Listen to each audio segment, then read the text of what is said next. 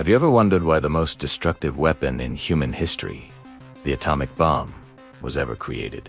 It's a story of fear, genius, and a race against time that changed the world forever. Let's dive into the secret history of the Manhattan Project. Our story begins in the late 1930s, a time of rising tension in Europe. Scientists across the globe were making incredible discoveries in nuclear physics. In 1938, German chemists Otto Hahn and Fritz Strassmann, along with physicists Lisa Meitner and Otto Frisch, discovered nuclear fission. They found that by bombarding a uranium nucleus with a neutron, it would split, releasing an enormous amount of energy. The genie was out of the bottle.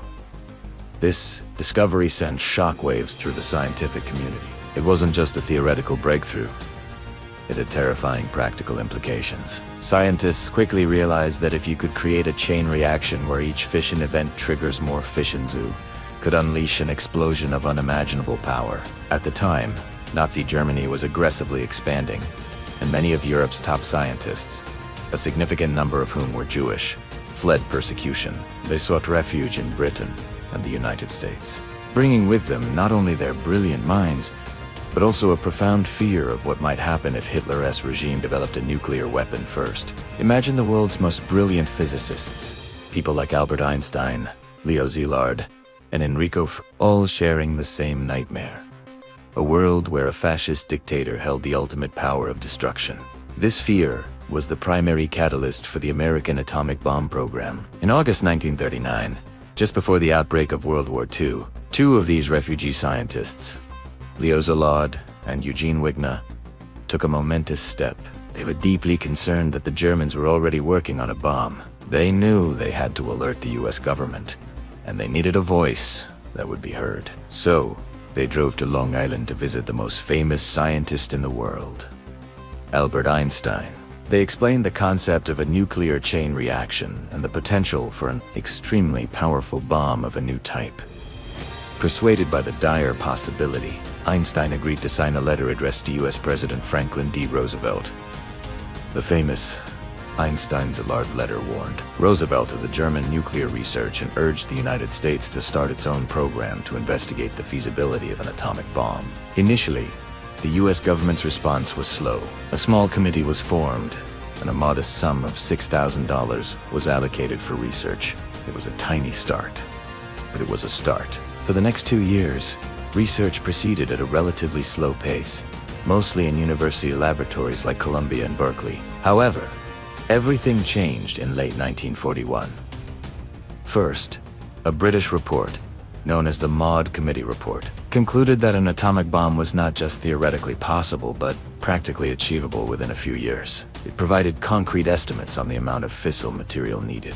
Then, on December 7, 1941, the attack on Pearl Harbor plunged the United States into World War II. The urgency skyrocketed. The theoretical threat of a Nazi bomb became an immediate, existential crisis. The slow-moving research project was about to become the largest, most secret, and most expensive scientific undertaking in history. In 1942, the U.S. Army Corps of Engineers took over, and the project was given its now infamous codey name, the Manhattan Project. It was a colossal enterprise, eventually employing over 130,000 people and costing nearly $2 billion, that, over $30 billion in today's money. The project was led by two key figures. On the military side was General Leslie Groves, a demanding and incredibly efficient Army engineer who had just overseen the construction of the Pentagon. He was the ultimate project manager, tasked with bringing all the massive industrial and logistical pieces together. On the scientific side was J. Robert Oppenheimer,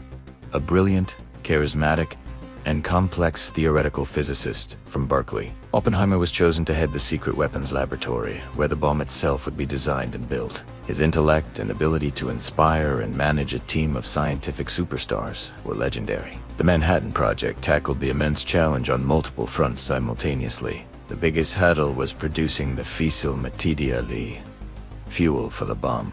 There were two main candidates, uranium-235 and plutonium-239. Natural uranium is mostly uranium-238, with less than 1% being the fissile U-235.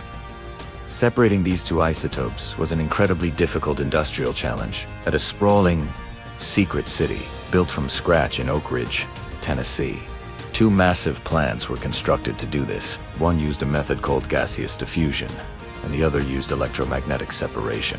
Both were unproven, gargantuan industrial processes. The second path was plutonium. Scientists theorized that by bombarding common uranium-238 with neutrons in a nuclear reactor, they could create a brand new, man-made element. Plutonium. This element, they predicted, would also be fissile and could be used in a bomb. So, in another secret location at Hanford, Washington, gigantic nuclear reactors were built along the Columbia River to produce plutonium. This had never been done before on an industrial scale. The scientific and engineering challenges were immense. While the factories at Oak Ridge and Hanford were racing to produce the fuel, Oppenheimer and his team of luminaries gathered at a remote mesa in Los Alamos, New Mexico. This secret laboratory was the brain of the operation. Here, physicists, chemists, and engineers worked day and night to solve the complex problems of bomb design. They were essentially designing two different types of bombs, one for each type of fissile material. The uranium bomb, nicknamed Little Boy, used a relatively simple gun-type design. It would fire one piece of uranium-235 into another, creating a critical mass and triggering a nuclear explosion. The scientists were so confident in this design that they never even tested it before its use. The plutonium bomb, however, was much trickier. The plutonium produced at Hanford had an isotope that caused it to fission too quickly for a gun-type design to work. It would fizzle out before a full-scale explosion could occur. This led to a much more complex and elegant solution. An implosion device. The plutonium core would be surrounded by a sphere of conventional high explosives. When detonated precisely, these explosives would create a powerful, symmetrical shock wave that would crush the plutonium sphere, increasing its density and forcing it to go critical. This design was highly theoretical and far from certain to work. A test was absolutely necessary. By the summer of 1945, the project was nearing its climax. Germany had surrendered in May, ending the war in Europe. The original fear that drove the projector Nazi atomic bomb was gone. Investigations after the war revealed that the German program had been small, disorganized, and years behind the Allied effort. So, why continue?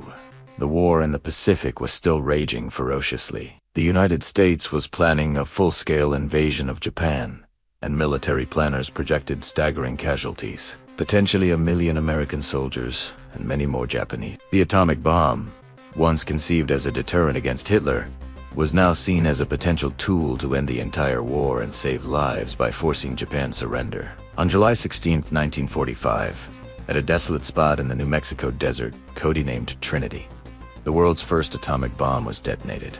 The plutonium implosion device, nicknamed the Gadget, was hoisted atop a 100-foot steel tower. As the countdown reached 0, the pre-dawn darkness was shattered by a light brighter than 1,000 suns, followed by a deafening roar and a mushroom cloud that rose tens of thousands of feet into the sky. The test was a terrifying success, more powerful than even many of the scientists had predicted. Oppenheimer famously recalled a line from the Hindu scripture, the Bhagavad Gita, "Now I am become death, the destroyer of worlds." The scientists and military personnel who witnessed it were awestruck and horrified. They had unleashed the power of the stars on Earth. The decision of whether and how to use this new weapon now fell to President Harry Truman, who had taken office after Roosevelt's death in April.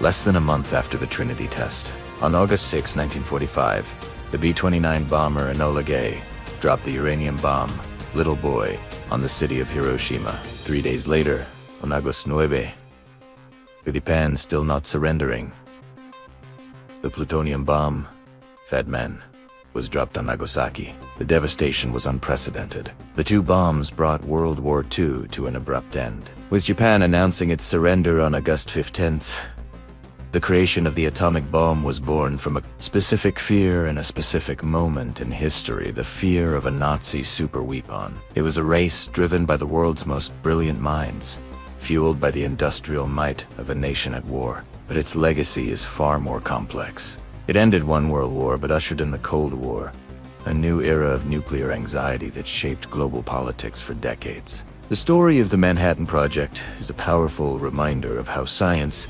politics, and fear can intersect, leading to technological leaps that forever alter the course of human history, for better and for worse. It's a story that continues to echo today, forcing us to confront the immense power we hold in our hands.